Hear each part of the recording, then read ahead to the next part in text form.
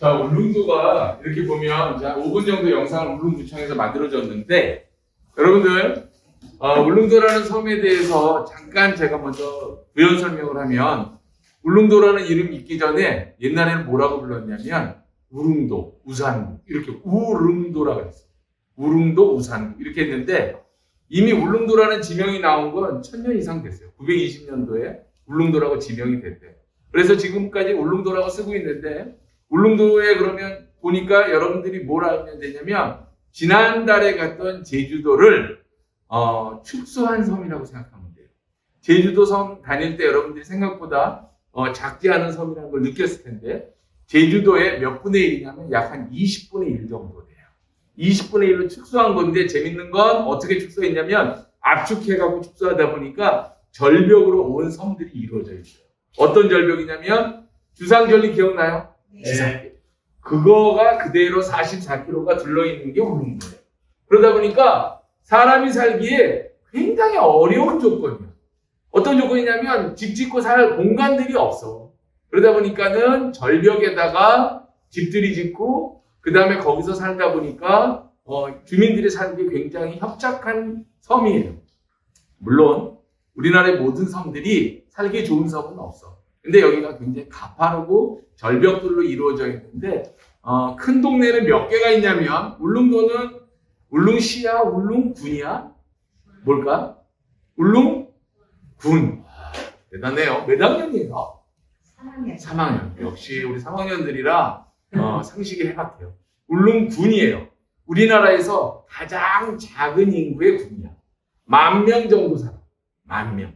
10,000명이고 굉장히 작은 인구인데 많이 울릉도가 사람들이 많을 때는 20,000명까지 살았다고 해요.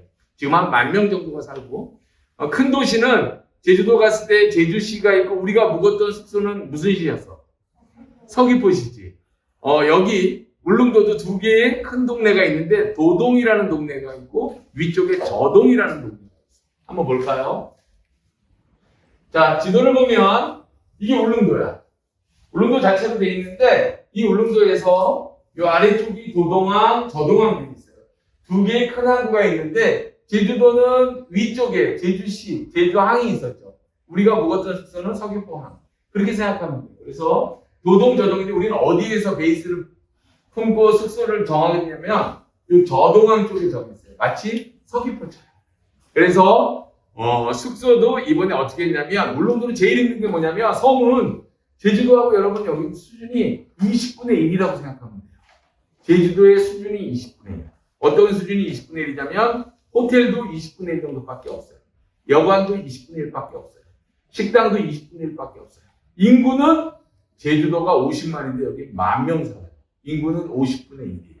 굉장히 작은 섬인데 이 울릉도 자체에 갖고 있는 인프라는 뭐가 있냐면 울릉도는 가장 큰 게 여러분 울릉도 하면 대표적으로 생각나는 게 뭐가 있어요? 오징어요. 오징어. 그렇죠. 빙고. 근데 오징어는 오래전부터 잡지는 않고 한 100년 정도 됐다고요. 여러분 울릉도 가서 재밌는 건 밤에 우리가 저동항에서 가까운 시내 숙소에서 묵기도 호텔에서 묵는데 창밖이 환한 걸 경험할 거예요. 창밖이 환한 가로등이 아니고 창문을 열어보면 뭐가 있어요? 바다에 오징어가 있어요. 하얗게. 그래서 인공위성에서 한국을 찍어보면 가장 밤에 빛나는 지역이 어디냐면 서울 명동이 아니고 강남이 아니고 동해 앞바다예요. 무슨 배예요? 오징어. 그런 얘기를 합니다. 그래서 제주도 하면 여기 있죠? 오징어가 있다. 또 제주도 하면 제주도예요. 울릉도 하면 오징어예요. 그 다음에 또 유명한 게 뭐가 있을까요? 명이나물이요. 명이나물. 선생님 울릉도세 고향이? 명이나물이 굉장히. 명이나물은 가서 한번 우리가 맛을 시식을 할 텐데 아침 저녁으로 많이 나. 어쨌든 울릉도는 큰 도시는 2개가 있다. 도동, 저동. 울릉도로 들어가는 방법은 배로 들어가는데 포항에서도 배가 가요. 그 다음에 묵호에서도 가고. 우리는 어디로 가요?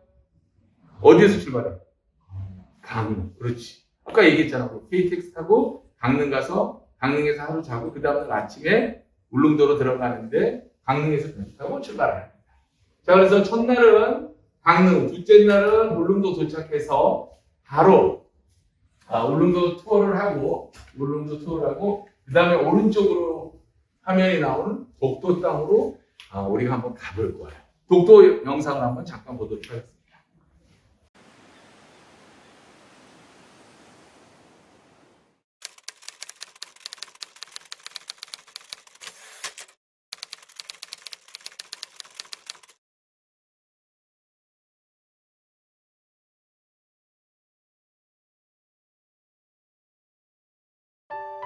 동해의 평화로운 우리 섬 독도.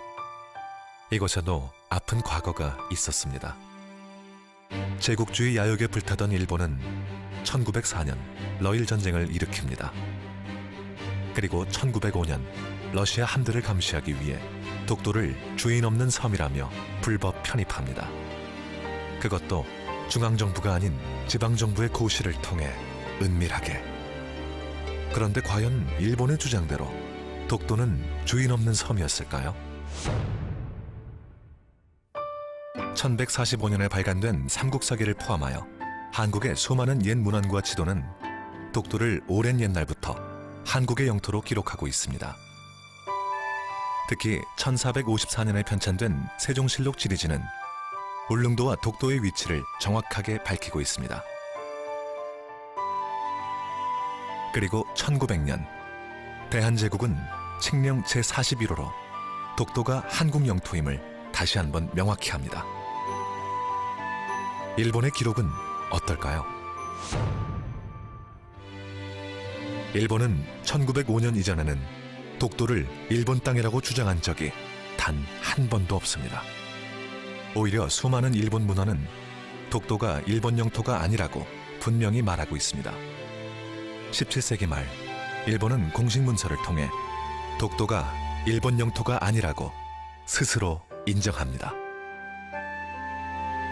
1877년 일본 정부 최고 행정기관인 타정관은 일본 전역의 지적을 편찬하는 과정에서 정밀한 조사 끝에 독도가 일본과 관계가 없다는 결론을 내립니다.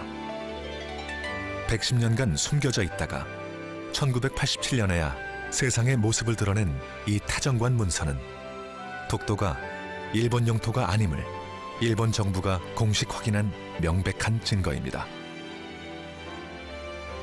그러던 일본이 말을 바꿔 독도는 원래부터 일본의 고유 영토였다고 억지를 부립니다.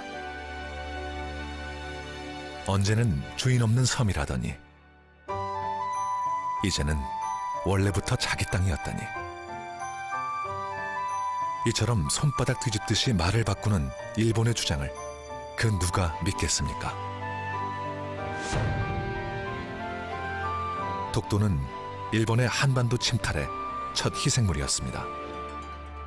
1945년 제2차 세계대전이 끝나고 카이로, 포츠담 선언 등 전후 처리 과정에서 패전국 일본은 폭력과 탐욕으로 탈취한 모든 지역으로부터 쫓겨납니다. 독도도 한국의 품으로 돌아옵니다. 그리고 1946년 연합국 최고사령관 각서 677호는 독도를 분명한 한국의 행정관할 구역으로 선포합니다. 독도는 대한민국 주권 회복의 상징입니다. 일본을 제외한 그 어떤 나라도 독도가 빼앗겼다가 되찾은 한국 영토임을 부인하지 않고 있습니다. 독도가 자기 땅이라는 일본의 억지 주장은 한반도 침탈의 역사를 되풀이하겠다는 것과 다를 것이 없습니다. 우리는 미래를 함께 열어갈 일본이 역사의 진실 앞에 겸허해지길 바랍니다.